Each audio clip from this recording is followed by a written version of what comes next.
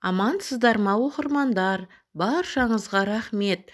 Арнама жазылған, лүпіл басқан әрбір жанға алғысым шексіз. Сіздерге бар жақсылықты тілеймін. Әр істеріңізге береке берсін. Қуанышты күндеріңіз көп болсын. Аман болыңыздар. Жақсы адам жанашыр, қатеңді көрсе жасырады. Жаман адам басқаға қатеңді айтуға асығады. Жақсы адамның да әлі бітеді, жамандардың да дәуірі өтеді. Біреуге қатты сеніп жүресің, ол сені сатып жаралы етеді. Бағаламайды барында ешкім, кеткен соң барып көзі жетеді. Адам тағдыры пәтер секілді, біреу келеді, біреу кетеді. Несіне мұңаямыз? Сабыр етсең ісің оңға басады, шүкір қылсаң жамандықта қашады. Адамға қажеттілігін берсеңіз, жайлылықты қалайтын болады. Жайлылықпен қамтамасыз етсеңіз, молшылыққа еліктейді. Молшылықты жаудырсаңыз, талғампазданады.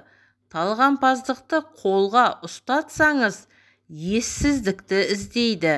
Осының барлығын беретін болсаңыз, ол қалаған затымды бермедіңдер деп шағымданатын болады. Ең үлкен байлық ақыл, ең үлкен кедейлік ақымақтық, ең үлкен жалғыздық тәкаппарлық, ең ізгі қасиет жақсы мінез.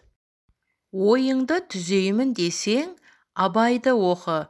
Сөзіңді түзеймін десең, Әуезовті оқы. Мінезіңді түзеймін десең, Момышұлын оқы. Дауысыңыздың қатты болуына емес, сөзіңіздің жүрекке жетуіне бар назарыңызды аударыңыз. Гүлдерді өсіріп отырған жаңбырдың суы, аспанның күркіреуі емес. Ешкімде іштен батыр болып тумайды. Батырлық та мінез секілді өскен орта, көрген тәрбиеге байланысты қалыптасады. Біліп жүр, өмірде әрбір адамның жақсылығы сауапсыз, жамандығы жауапсыз қалмайды. Қолыңнан келсе, жақсылық қыл.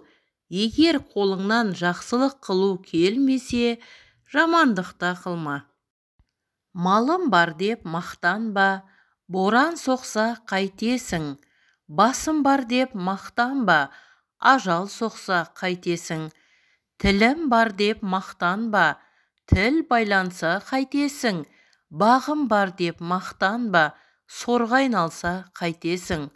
Ақылдан артық хандық жоқ, жомарттан артық нарлық жоқ.